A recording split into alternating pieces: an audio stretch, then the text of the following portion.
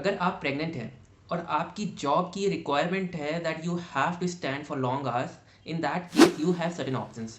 कई लोग ऐसे होते हैं जिनकी जॉब काफ़ी देर तक खड़े रहने की होती है। फीमेल एम्प्लॉय की केस में अगर वो प्रेग्नेंट है उस टाइम पे उनकी ये चीज़ उनके वेलबींग पर अफेक्ट करती है।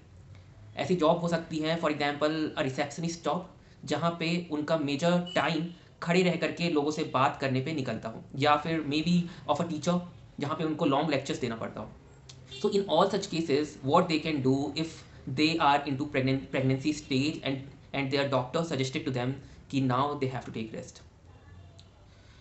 Through the maternity benefit, उनके पास ये राइट है कि अगर उन्हें कुछ भी ऐसा लगता है कि उनकी लॉन्ग स्टैंडिंग, उनकी वेल बींग और उनके बच्चे की हेल्थ को, उनके होने वाले बच्चे की हेल्थ को डेटेरिएट कर सकती है, इन सच केसेस वो अपने एम्प्लॉयर से अपनी जॉब प्रोफाइल चेंज करने की बात कह सकते हैं।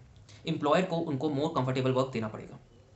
एम्प्लॉयर इस चीज़ से डिनाई नहीं कर सकता है कि नहीं, आपको since your role requires a standing job then you have to do a job that is standing. Employer को उनकी जॉब प्रोफाइल चेंज करना पड़ेगा, पर ये रिक्वेस्ट करने के लिए भी एक स्पेसिफिक टाइम फ्रेम है। What is that time frame? That is 1 month before the 6 week period time from the date of expected delivery.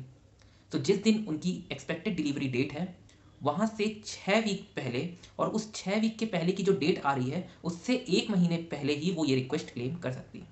सो अगर लेट्स से अगर उनकी एक्सपेक्टेड डेट डिलीवरी जो भी हो उससे उन्हें 1 month and 6 week period time पहले ये चीज़ एम्प्लॉयर से बोलनी पड़ेगी। उसके बाद भी बोल सकते हैं अगर वो मटर्निटी लीव्स नहीं लिए हैं, बट 1 month 6 वीक्स टाइम अगर है उनकी एक्सपेक्टेड डिलीवरी डेट में, then employer must have to change their job profile.